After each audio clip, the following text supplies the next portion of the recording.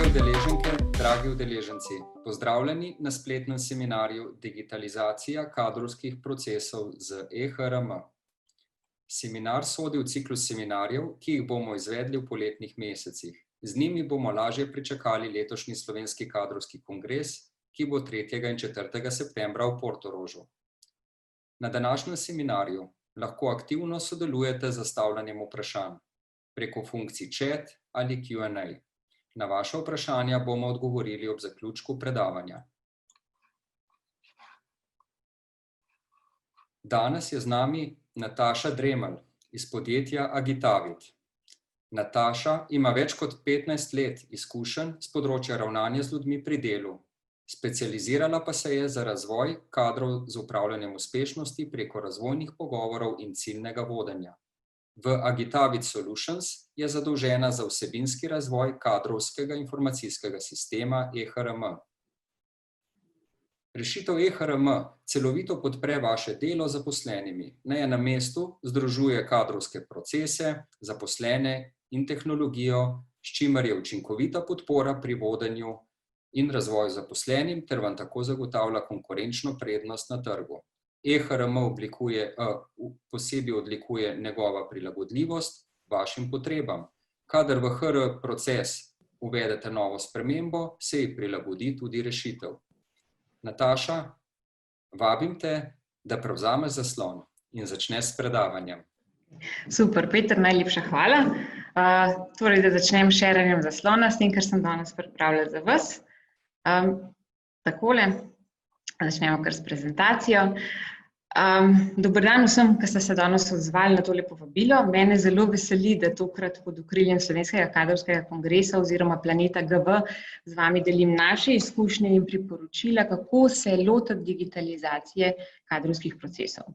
Verjamem, da si marsikdo med vami tako ali drugače lajša delo s tehnologijo, svoje vsakdanje delo, vendar pa spreminjajoče se okolje prinaša vedno nove in nove potrebe, nove izzive. Treba je vzpostaviti nove procese ali pa obstoječe spremeniti ali pa čisto nov postaviti. In za uspešno vpeljavo tehnološke podpore pa je dobro vedeti, na kaj je treba biti pozoren. Jaz sem za pripravo na tale webinar danes naredila en vprašalnik na LinkedInu, kaj bo zaposlovalo zares naše kolege čez poletje, kaj je tisto, na čemer bodo dali fokusa. In tretjina je nekako označila, da se bo ukvarjala s procesom razvoja sodelavcev, 1/3, kakšen procent manj z digitalizacijo teh kadrovskih procesov, 1/5 bo vlagala v interno komunikacijo, 10% pa se jih bo posvečalo pravno-administrativnim nalogam. Kako jaz berem zdaj ta odgovor v tej naši novi realnosti, da se, če ne drugega, v slovenskem prostoru zares zavedamo, da ne gre zdaj v tem trenutku samo za gašenje požarov, pa da zrihtamo, da vsi lahko delamo od doma, pa mogoče vse, kar pa še tukaj zraven, ampak dejansko vemo, da je zdaj še toliko bolj pomemben, da se z ljudmi ukvarjamo. Nekaj je, da pripravimo procese, da se z ljudmi ukvarjamo, nekaj pa, da to lahko delamo, tako kot nas zdaj sil situacija tudi na remote, tako si pa razlagam ta del digitalizacije.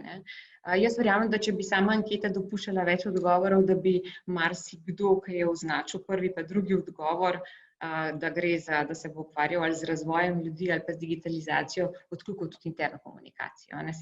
Za uspešno vpeljavo procesov oziroma za uspešno digitalizacijo pravzaprav je interna komunikacija eden ključnih elementov. Če začnem, mogoče če grem en korak nazaj, zakaj sploh bi digitalizirali HR procese? Jaz mislim, da se pravi odgovor, čeprav je mogoče se sliši kot retorično vprašanje, skriva pravzaprav v tem, kako vidimo vlogo HR-a v podjetju. Zdaj, mi v podjetju, oziroma jaz jo vidim kot nosilca dodane vrednosti. In sicer samo vlogo vidim sestavljeno iz 2 delov. Eno je, da se pravi kadrovska služba dela stvari prav. To pomeni, da je zakonsko skladna, da so vse pogodbe v pravem času narejene, da je obračun plač, nam rekla brez napak, ampak s čim manj napakami, da je administracija pravočasno narejena, saj namreč tvegate različne kazni ob takih nepravilnostih. Drug del kadrovske vloge, pa pravzaprav, jaz temu rečem, delati prave stvari. Se pravi, to so pa tiste, ki prinašajo dodano vrednost poslovanju. Se pravi, da so procesi, ki jih imate nastavljeni tako, da so čim bolj recimo optimalno kadrujete, da podpirajo vodje pri večanju uspešnosti njihovih ekip, da spodbujajo ustrezno kompetentnost kadrov in da je nagrajevanje postavljeno tako, da pravzaprav podpira kulturo podjetja in s tem posledično uspeh podjetja. Zdaj, nekateri to imenujejo ta spodnji del transakcijski HR, drug zgornji del pa bi rekla njegovo transformacijsko vlogo, eni pač temu ali pa strateško vlogo. In zdaj, če vi večino časa in fokusa porabite na stvari, da so stvari prav narejene, se pravi na transakcijski del, se velikokrat zgodi, da zmanjka časa ali pa bom rekla energije za v bistvu ta transformacijski del. Ker to je tisto, ko uvajamo spremembe za to, da smo uspešnejši v prilagajanju poslovanju trga. Zdaj, tudi raziskava, ki je tukaj navedena, govori o tem, da v povprečju HR največ nekako časa porabi zdaj za zaposlovanje in onboarding, 30%, 26% za administrativno revizijo, pa če vidite, smo že čez polovico. Potem pa 17% za nek razvoj HR sistemov in praks in potem šele za 27% za strateške naloge. Se pravi, to so pa tiste, kar sem prej rekla, ki prinašajo dodano vrednost. In dokler bo fokus, energija pojedu ta prvi del, bazični del HR-a, tega nikakor ne moramo zanemariti, kdaj se bomo mi pravzaprav lotili stvari, ki nam prinašajo dodano vrednost. Mogoče kaj od teh stvari, ki so prav administrativne in tako, kaj mogoče zmanjšati z ustrezno podporo, čas za te aktivnosti? Ja, je možno, ampak ne se vprašati, ni vprašanje samo, ali zmožno zmanjšati čas. Gre za razmišljati tudi, ampak kako bi bile tudi same aktivnosti bolj uspešne, tako transakcijske kot transformacijske. In sama digitalizacija, sigurno vemo, kaj nam digitalizacija prinaša, da poleg absolutnega prihranka časa in pa zmanjšanja napak, lahko prinese tudi prepoznavo, kateri ljudje so oziroma naši kolegi so bolj ustrezni za katera delovna mesta oziroma katere vloge, posledično so cilji hitreje doseženi, rezultati so boljši, investicije, vlaganje v zaposlene, kar naprej, mislim, da se v slovenščini reče, višji povratek, se pravi, večji ROI na investicijo v zaposlene dobimo. S tem, da pozitivni učinki same digitalizacije se vedno večajo, če vključujete v procese tudi sodelavci, da sodelavci v njih samostojno sodelujejo, seveda pod pogojem, da oni razumejo, kaj je dodana vrednost za njih in za podjetje skozi sodelovanje v teh procesih. Pa govorim, kjer je mogoče, da se vključijo vsi deležniki, vodstvo, vodje in pa sodelavci. Evo, to je bil čisto kratek okvir, kako mi vidimo HR. Zdaj bi prišla jaz na pač ta osreden del, pravzaprav, kako v bistvu na kaj biti pozoren v procesu, če se odločate za digitalizacijo, na kaj biti v tem procesu pozoren, bi pa čisto za začetek prosila pravzaprav Petra, če lahko sprožiš eno mini vprašanje oziroma anketo, da vidimo, kako naši zaposleni, če so se že srečali z digitalizacijo. Torej, vprašanje je, ali imate že izkušnje z uvajanjem informacijske rešitve za HR. Dva simpel vprašanja, da, ne?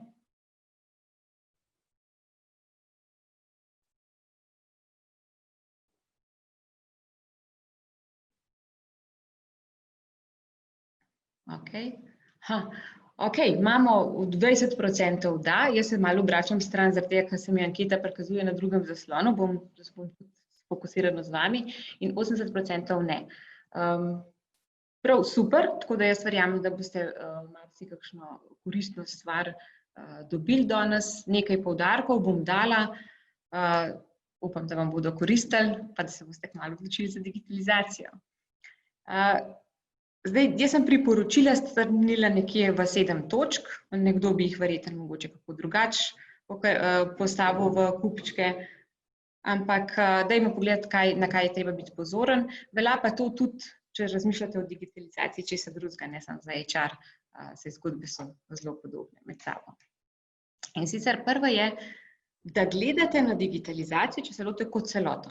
Zdaj, ko se odločate za podporo HR procesom, je treba vedeti, da pozitivna stran digitalizacije je to, da vse v podjetju povezuje. In HR ni nobena ločena zgodba. Ne?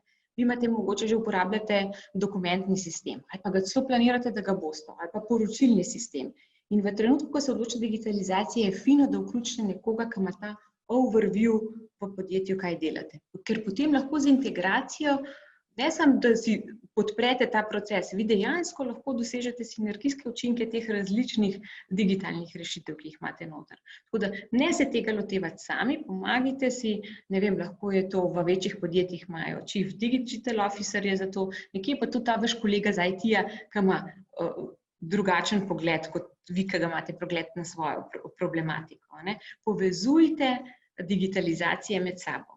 Drug aspekt digitalizacije kot celoto je pa pravzaprav, da ko razmišljate o digitalizaciji, razmišljajte o vrednosti tega za celotno podjetje. Za vse deležnike, ne samo za HR, za kadrovsko službo. Ne? Razmišljajte o tem, kako bo ta digitalizacija pomagala tudi vodjem in vodstvu pri njihovem delu. In tudi zaposlenim oziroma sodelavcem. Ne? Zdaj, če dam čisto en tak plastičen primer, ki se mi je zgodil. Podjetje je digitaliziralo ta proces onboardinga, se pravi uvajanja, kad pride nov sodelavec. Imeli so oni že prej lepo v Wordu vse napisano, kaj je treba narediti, pa da mu je treba pokazati, kje se kava skuha, pa kje najde navodila, pa pravilnike, pa badi ga je sta šla skupaj prvič na kosilo in tako naprej. In to so imeli v enem Wordu, v bistvu noto vse zabeleženo in potem je vsak, ki je imel aktivnost pri uvajanju novega zaposlenega, odprl tisti Word pa označil datum, kdaj je to naredil, tako da je kadrovska videla, da je to narejeno. Se pravi, bil nekak pregled in potem, ko smo predstavili pač digitalizirano verzijo tega, je kadrovica ugotovila, da ona pa zdaj ful dela, zato ker tisto v Wordu ona že imela, za drugega je sam skopirala in pa je z vsemi to delila in je vsak opisal noter. In sploh z vidika priprave, pa tega, da je mogla prenesti obstoječe že v nek drug sistem, se strinjam, je imela več dela. Ampak zame, kot nekdo, ki sem sodelovala na onboardingu, ko smo recimo dobili 5 novih sodelavcev, pa sem mogla za vsakega posebej odpreti Word, pa se poiskati tam noter, pa označiti, kaj sem naredila. Zdaj sem pa v novi aplikaciji dobila seznam nalog, imena, videla sem, kdaj moram kaj narediti in sem samo odkljukala. Meni, kot nekomu, ki pa je sodeloval na onboardingu, samo z nekimi koraki v onboardingu, je pa ta prihranek časa bil enormen, da ne rečem zmede, pa kolikrat se nisem spomnila. Ne? Tako da tukaj je pomembno, da gledate v bistvu, kaj to prinese podjetju. Včasih bo mogel nekdo narediti en korak več, ampak zaradi tega jih boste suma sumarno na nivoju zmanjšali za 50 korakov lahko. Tako da tukaj prvi nasvet bi bil, da gledate na digitalizacijo kot celoto. Odprite se ven iz svojega okvirčka. Naj vam kdo pomaga, naj vam pomaga nekdo, ki ima pregled nad celotnim podjetjem. Mogoče to za vas ni bil, ne vem, koliko primeren nasvet, mogoče to že delate, ampak se je fino na to spomniti. Drug nasvet bi bil, da ko se odločate za digitalizacijo, razmišljajte o dodani vrednosti, ne konkretno, kako naj proces izgleda. Zakaj to govorim? Zaradi tega, ker se, ko vi prenašate nek proces iz papirja ali pa iz Excela ali pa mogoče iz nekega deljenja dokumentov v neko aplikacijo, to običajno ne gre 1 na 1, oziroma če želite, da je neka zadeva 1 na 1 prenešena, boste pravzaprav izgubili učinke digitalizacije, ki jih digitalizacija lahko vam nudi. Se pravi, če dam en primer, recimo zdaj imate, kaj pa jaz vem, tako dosti pogost, cilji se vodijo v Excelu, zapiše noter vodja cilje, on vidi sam za svojo ekipo noter, zapiše cilje, pa se pa tam noter tudi ocenjujejo. Excel je seveda potrebno ustrezno razrezati, da vsak vodja za svoje zaposlene in tako. In zdaj vi želite ta isti proces prenesti noter. Ampak zdaj vam kar naenkrat digitalizacija, če se ne vprašate, kaj želite, ona ponuja več, ona ponuja recimo, da lahko zaposleni zdaj sam oblikuje svoj cilj in ga potem z vodjem samo modificirate. Tukaj je engagement za dosego cilja veliko večji. Ampak, če se boste rekli, jaz hočem imeti tak proces, ki so ga naši navajeni, recimo, ne, se vam bo zgodilo, da boste ta element, ki v bistvu na zaposlene odlično vpliva, pravzaprav spustili, ker ste fokusirani na to, kako mora proces izgledati, ne pa kaj želite na koncu ven dobiti. To bi bil nekako drugo. Tretji tak nasvet je, da je vodenje prehoda v digitalizaciji pravzaprav projekt. Tudi če slišite tako veliko, pa projekt je velika stvar. Ne, gre za to, da upoštevamo neke elemente projekta. Ne. Tudi če boste digitalizirali samo en majhen košček ali samo kadrovanje, ali pa rečemo samo proces onboardinga, ki je mogoče res ni velik. Razmišljite o tem kot projektu, ne da bi stvar zakomplicirali, ampak treba je zbrati pravo ekipo in treba si je narediti nek red, kako bo to izgledalo, kaj bomo naredili najprej, kaj bo pol. To zelo tudi pozitivno vpliva, posebej, če je zadeva daljša, da lahko spremljate, kaj ste že naredili. Ne? Zdaj, zakaj to poudarjam? Eno je to spremljanje, lahko zelo motivacijsko vpliva na ekipo, ki sodeluje, ali pa bom tako rekla, če pustite ljudi brez teh nekih milestoneov, se lahko počutijo zelo izgubljene, te, ki pač sodelujejo v samem procesu digitalizacije. Drugo pa to, da zberete prave ljudi. Zdaj sem tako grdo rekla, občasno se nam zgodi, da recimo predvsem ta administrativni del, recimo kadrovske evidence, prevzame nekdo, ki je vajen enega sistema, že dolgo časa dela s tem, ali pa je mogoče ni vajen, tam si je naredil nekako optimalno, ne mara novosti, lahko ga spremembe celo spravljajo v zadrego, bolj kot kakšne druge zaposlene. Ne. Pomembno je, da vi ljudi, ki bodo sodelovali že pred samim projektom, vključite zraven. Zakaj? Zaradi tega, da se te strahovi čim prej razbijajo. To lahko taki zadržki oziroma tako strahovi ali pa, ne vem, zadrege ljudi zelo močno vplivajo na samo uspešnost projekta. Zato je, ko vi načrtujete, vključite vse, tudi tiste, ki bodo v enem majhnem koščku sodelovali, ne bodo zraven na predstavitvi, ne vem, časovnico, ne bodo zraven, da v bistvu vplivate na to, da se oni bodo tega začeli veseliti. Potem pa skupaj sledite tem mejnikom in časovnici. In če se boste odločili, da boste, ko boste digitalizirali te procese, vključili tudi, bom rekla, vodje ali pa še najboljše vse zaposlene, v uporabo te nove rešitve, ne pozabiti v sam načrt dati tudi tako imenovanega onboardinga zaposlenih v rešitev. Če boste še imeli to, ker to bo zelo vplivalo na uspeh samega projekta. Potem četrti je v bistvu namenska rezervacija časa. Zakaj imam to posebej? Zaradi tega, ker se včasih v zanosu tega, kako bo vse potem fino, pa lažje, pa ne bomo imeli vse pod prsti, pa na dosegu roke, pa nič ne bo več v mapah, da se je treba zavedati, pri vsaki vpeljavi novosti je potreben za to nek čas in da nekaj časa, nek omejen čas, lahko dele teče po dveh vzporednih tirih. To lahko pomeni za obstoječe kadrov, ne lahko, ampak pomeni običajno za obstoječe kadrov določeno obremenitev. In tega dela se je predvsem treba zavedati, ko to načrtujemo. Se pravi, da redno delo ponavadi teče zraven. Vi še naprej zaposlujete, organizirate izobraževanja, obdelujete napredovanja, medtem pa zraven še pripravljate recimo podatke, ki jih boste prenesli v nov sistem, testiranje mogoče, testirate integracije. Hkrati je to idealen čas za spomladansko čiščenje, veste, da uredite tiste podatke, ki jih zdaj niste imeli časa že par let uredite. Ne. In ta čas treba se je zavedati, da je nek dodaten čas potreben, ga organizirati in ga dedicirati. Če ne vam bo ušel čas, ki ga rabite za pripravo, za delo na projektu, prehoda recimo v digitalizacijo, vam bo ušel od teh dnevnih obveznosti, ki jih imate. Saj veste, pogodba ne sme zamujati, ne? Na zdravniški pregled je treba ljudi poslati, ne? Obdelati je treba, rečemo, pogovore, ne? To je en čas, v katerem ta dodatno delo. Saj ljudje pač naredimo malo več, pa stisnemo za to, kar boš, ampak moramo se že pred samim projektom zavedati, da bo do tega prišlo. In potrebno je zavzeti v zakup tudi čas, ki je potreben, da usvojimo novo navado. Tudi če se veselimo nekaj novega, še vseeno traja, da smo s tem postanemo domači. Je nova izkušnja in bo od nas zahtevala, pa če ne govorim v času, nekaj energije. Tukaj zelo pomaga komunikacija s tistimi vsemi, ki bodo udeleženi aktivno v sami novi digitalizaciji. Tako, to so bile 4 zdaj. Zdaj imam pa še 3, ampak bi pa zdaj tebe, Peter, spet prosila za še eno anketico imamo, ki se navezuje na naš naslednji korak. Ok, super. Se pravi, eno vprašanje, ali pri vašem delu že uporabljate agilne pristope? Nič se sekirati, če naveste točno, kaj so agilni pristopi, zberite si v takem primeru. Ampak ker se naprej nanašam na to, smo rekli, da bomo tudi to povprašali.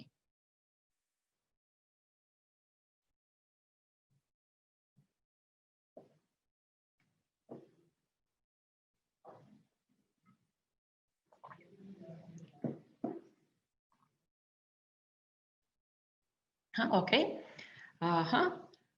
Super. 40% uporablja in 63 ne. Ni problema, jaz bom, odlično, hvala za odgovore. Jaz bom, predvsem sem to vprašanje smo postavili zaradi tega, ker naslednji nasvet oziroma priporočilo je, da razmislite o agilnem pristopu k svojemu delu.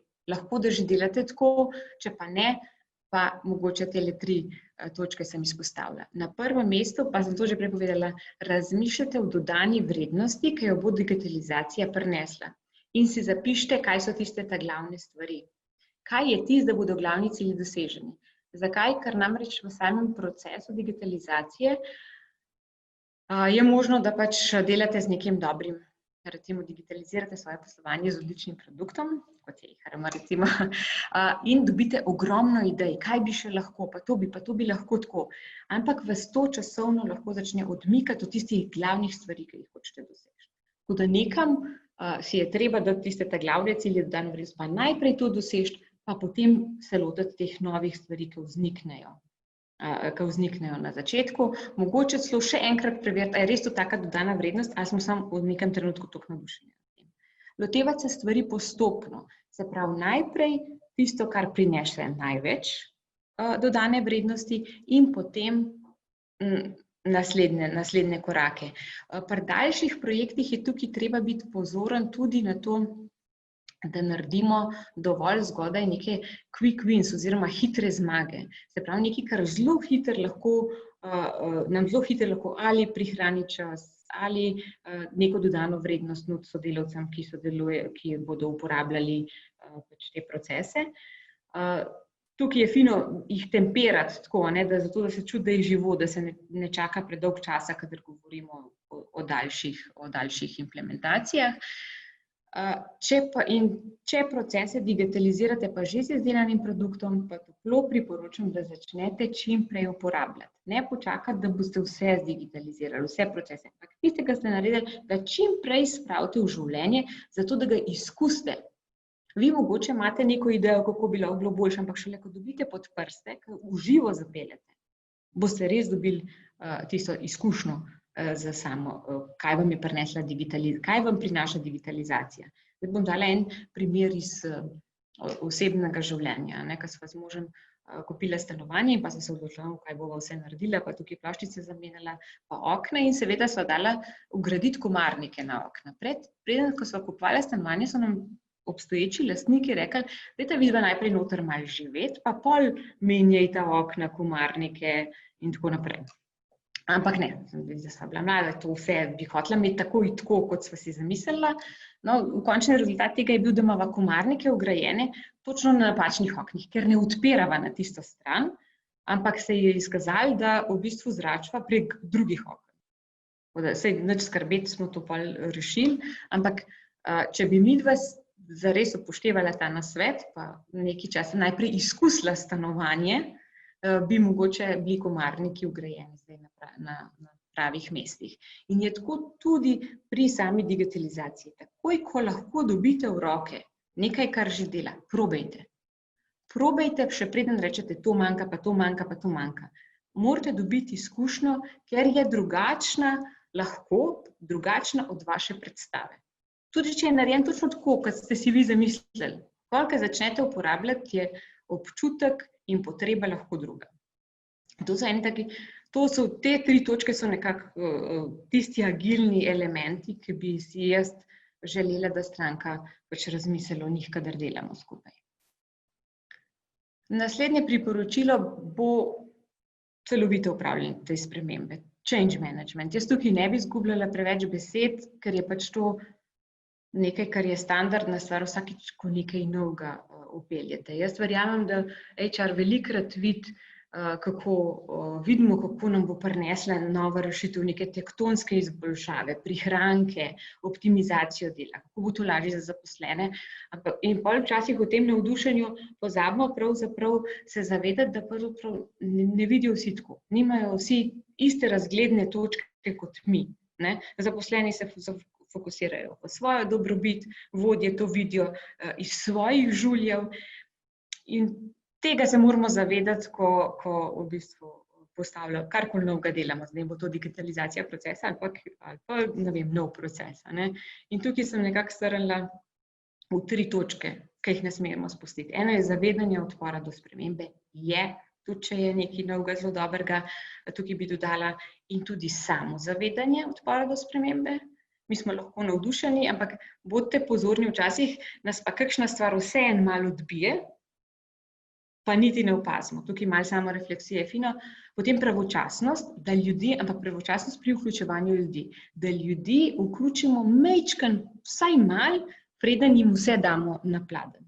Majčkeno tako, a veste, da bi povabili otroke v kuhinjo, da vam malo pomagajo, mogoče še okrasiti sladico ali pa da jih solijo juho. Zato imajo pol bolj občutek, ko so sodelovali, je večja odprtost do nečesa novega. In pa interna komunikacija. Jaz tega ne morem dosti poudariti, koliko je interna komunikacija pomembna, da je pravočasna, da je dovolj pogosta in s poudarki, ki jih sodelavci slišijo. Mi imamo kar nekaj vzornih strank na tej interni komunikaciji, kjer res dovolj zgodaj začnejo komunicirati in vsi se strinjamo, da potem, ko poveš tokrat, da imaš ti že vsega dosti, treba še 3-krat vsaj povedati, da nas slišijo.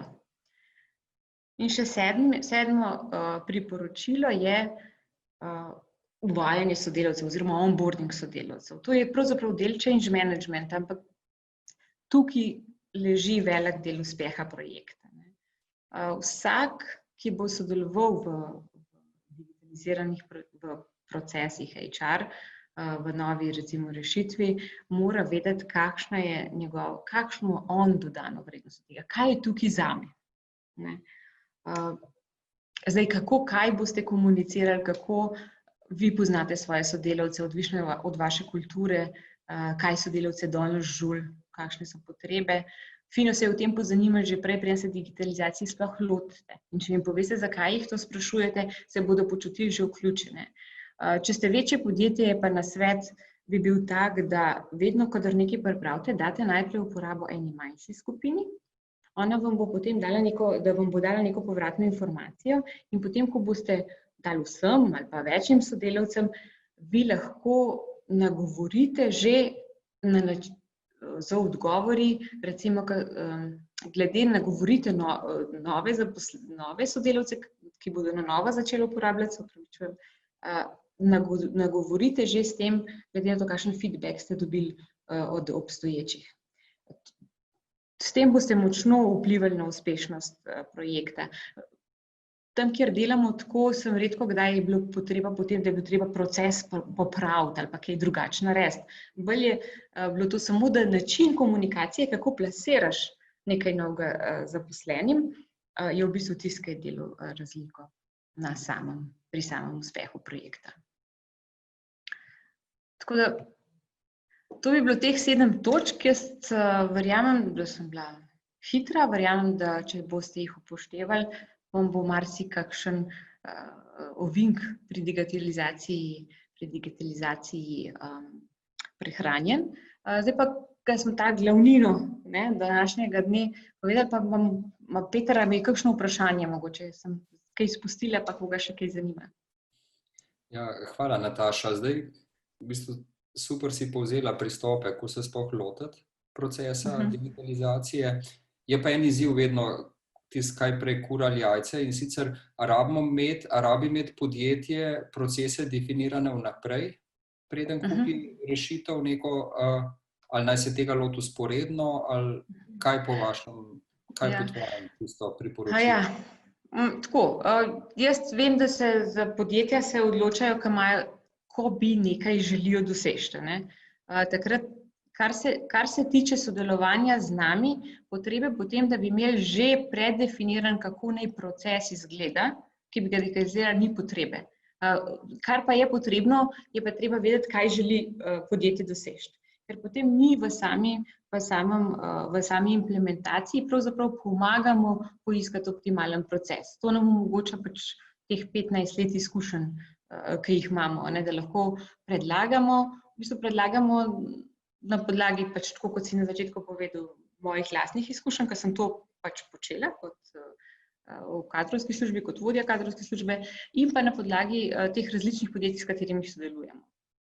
In pa predlagamo in se pravi, ni potrebno vnaprej imeti zdefiniranih procesov, potrebno je pa, da podjetje ve, kaj želi s procesom na koncu doseči. Potem ga pa skupaj definiramo lahko. To je možno. Super, hvala. Okay. Super. Prav, pa zdaj se slajd je šel že naprej, kako pravzaprav eHRM lahko pomaga. Delno sem že povedala, kako mi k temu pristopamo, kako svoje izkušnje vpletamo v samo delo. Zdaj tako, kot sem povedala, imamo 15 let izkušenj v sami implementacije. Produkt eHRM je pravzaprav stalnica podjetja Gitavit. V vseh teh 15 letih se razvija tako tehnološko kot vsebinsko. Nekatere stranke so z nami že prav od začetka, na to smo še posebej ponosni. To pomeni, da sledimo pač spreminjajočemu se okolju. Imamo od manjših podjetij, tam 30-40 zaposlenih, mislim, da najmanjše ima 12 zaposlenih, so se kljub temu odločili, da si digitalizirajo svoje procese, pa do podjetij, ki štejejo 5000 zaposlenih, in podjetja, ki delujejo v skupini, kjer z isto rešitvijo jim omogočamo, da v bistvu poenotne svoje, predvsem te transformacijske procese, medtem ko ima vsako podjetje te transakcijske svoje procese, predvsem zato, ker podjetja delujejo v različnih državah in treba pač neke lokalne specifike upoštevati, in pa smo večjezični, kar seveda spet omogoča, da je aplikacija sama se približa uporabnikom. Zdaj, naša ekipa, kot sem rekla, že 15 let deluje pri svetovanju in postavitvi digitalizacije kadrovskih procesov. Nas je 17 v ekipi, ki skrbi za HRM, sicer v podjetju, ki ima več kot 90 zaposlenih. In zdaj, če se premaknem na pravzaprav prednosti naše rešitve, spustila bom to, kar je precej običajno, se pravi, da vas rešitev opominja, kdaj vam potečejo določeni roki, da lahko sodelujejo vsi zaposleni v samih procesih, pa se bom osredotočila samo na tiste, ki nas mogoče ločujejo od drugih ponudnikov s trga. In sicer gre za celovito rešitev, to pomeni, da pokrivamo to, kar mi verjamemo, celoto nekih HR procesov, ki so usmerjeni za ljudi, in da je rešitev modularna. To mogoče najlažje pokažem s tole naslednjo sliko, in sicer celovita pomeni rešitev, da mi podpiramo module, jaz rada temu rečem, od zaposlitve do upokojitve, se pravi od procesa kadrovanja, pa če gremo pa okrog, do kariere in nasledstev, se pravi, potem pa nekdo mogoče odide, pa poiščemo naslednika. In sicer podpiramo procese kadrovanja, se pravi onboardinga, tako kot sem že povedala iz primerov, upravljanje z uspešnostjo, pod katerim okriljem se skrivajo tako cilji, kompetence kot priprava vprašalnikov, s katerimi vodje pomagamo, da vodijo obdobje pogovorov, nagrajevanje preko ali ocenjevanja individualnih nagrad ali kot posledice doseganja ciljev, modul izobraževanja, ki vam bo prinesel v bistvu od planiranja izobraževanj do prijav na izobraževanje, seveda evidence, da imate pregled nad izobraževanjem in posledično znanjem zaposlenih, če ste v pravo smer vlagali, ne? In pa modul kariere in nasledstva, ki vam omogoča, da celovito pogledate na svoj, bom rekla, bazen kadrov, ustrezno poiščete najbolj primerne naslednike in jih seveda tudi spremljate. To pomeni, to je vsebina, hkrati pa je v sredini tista baza, se pravi kadrovska evidenca, sistemizacija, oddelki, ki se pač postavijo v ustrezen organigram, seveda pokrivamo tudi odsotnosti, zdravniške preglede, varstvo pri delu, ko sem prej ga poimenovala transakcijski del. Modularnost pa pravzaprav prinaša to, da vi te koščke, ki jih vidite tukaj, pravzaprav lahko kupujete ali najemate ločeno in sicer v času, ko ste vi pripravljeni neke procese uvajati. Se pravi, ni potrebno kupiti celotne rešitve, ampak jo kupite tako kot Lego kocke, ki se potem brezšivno sestavijo skupaj. Naslednje nekako je, da gre za to, da je rešitev EHRM po vseh teh letih že izdelana rešitev. To ne pomeni, da ni prilagodljiva, temveč, da vi lahko procese začnete z uporabo takoj. Brez kakršnekoli prilagoditve si jaz upam trditi, da pokrije 90% potreb večine podjetij. Rešitev je zgrajena, narejena z namenom za samostojne uporabe. To pomeni, da si določene funkcionalnosti lahko prilagajate samostojno. Vprašalnike za pogovore ali pa za ankete po izobraževanjih si izdelujete sami. Predloge za pogodbe, anekse, ne vem, potrdila, zdravniške preglede, na njih lahko vplivate ali pa si jih izdelate sami. Prav tako poročila si lahko sami v bistvu kreirate.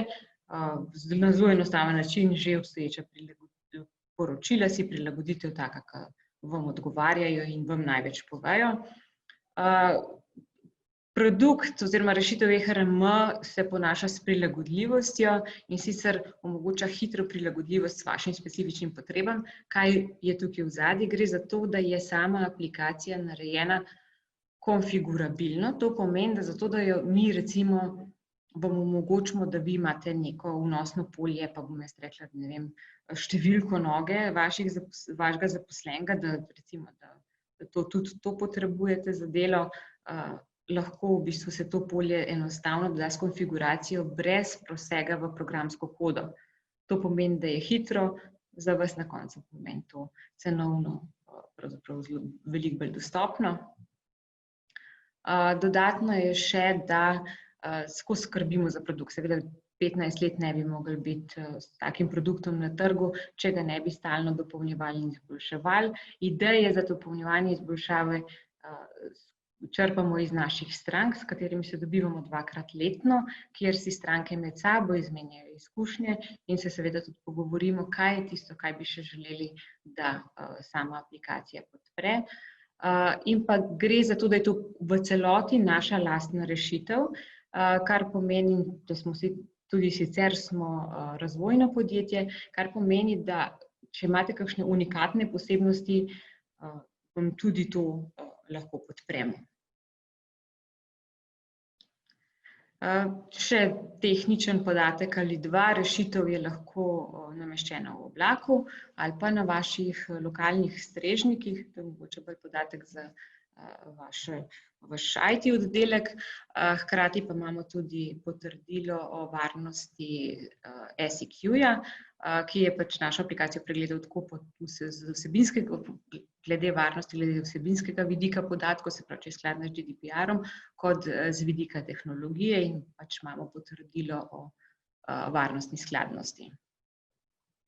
To so nekako te naše prednosti, predvsem mogoče ni bilo iz uvoda dosti razvidno, ampak sam webinar nismo namenili predstavitvi rešitve, namreč ideja spletnega seminarja je bila dati koristne nasvete za vaš digitalizacijski proces in orisati neke ključne prednosti, ki jih imate pri sodelovanju z nami.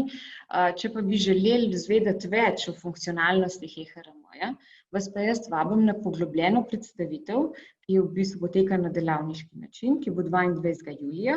Tam pa bomo govorili prav o vaših izzivih in konkretno pokazali na samem demo sistemu, kako vam EHRM pri teh izzivih lahko pomaga. Torej, če vas zanima, kako vam lahko eHRM pomaga, se lahko na predstavitev prijavite v zaključni anketi, ki bo sledila, ko bo webinar zaključen, ali pa lahko enostavno pišete, tukaj imate moj elektronski naslov, pa vam bomo poslali povezavo na sestanek. Tako da, evo, jaz sem izčrpala, Peter, svojo vsebino. Je mogoče še kakšno vprašanje? Ali imaš ti kakšno vprašanje? Odlično, ne. Da je rekel, meni je všeč, mi smo zdaj s tem ciklusom seminarjev poletnim, smo odprli pregled tudi partnerjev na področju digitalizacije HRM procesov. Vaš pristop mi je zelo všeč, ker v bistvu se naslanete naprej na ta v bistvu človeško raven, procesno-organizacijsko raven, ste pa lahko tudi zelo konkretni, ne? Se pravi za vsakega, ki ga zanima zelo konkretna vprašanja. 22. junija se pridružite Nataši na delavnici, tam boste pa lahko direkt simulirali, kako vaš proces postaviti, ne? V eHRM rešitev. Tako da, Nataša, najlepša hvala. Hvala tebi, podjetju Agitavit. Hvala vsem, ki ste v tem poletnem obdobju zdržali z nami. Tisti, ki ste morda se zaradi obveznosti morali predčasno se zaključiti, boste posnetek dobili tudi na našem YouTube kanalu. Tako da, Nataša, res najlepša hvala. Vsi, ki bi želeli še konkretno tudi z Natašo še kaj prediskutirati in njenimi sodelavci iz podjetja Agitavit oziroma strokovnjaki za eHRM rešitve, je pa informacija, da bo Nataša z nami tudi na Slovenskem kadrovskem kongresu. Vodila bo delavnico Zgradite ekipe za izzive prihodnosti s pomočjo eHRM-ja, in sicer v četrtek 3. septembra ob 11:45. Vabljeni, da se pridružite Nataši tudi na tej delavnici. Sicer pa naslednji seminar bo po letnem dopustu, ki ga tudi sodelavci Planet GV planiramo zdaj v naslednjih tednih, tako da naslednjič bomo z vami 18. avgusta. Z nami bo strokovnjak iz Adakte. Želim vam, da rekel lepo poletje, da nas do takrat spremljate tudi na družbenih omrežjih in pa vidimo se na Slovenskem kadrovskem kongresu. Super, Peter, hvala za povabilo in prijetne počitnice. Hvala, Nataša, tudi tebi. Čau. Zdrav.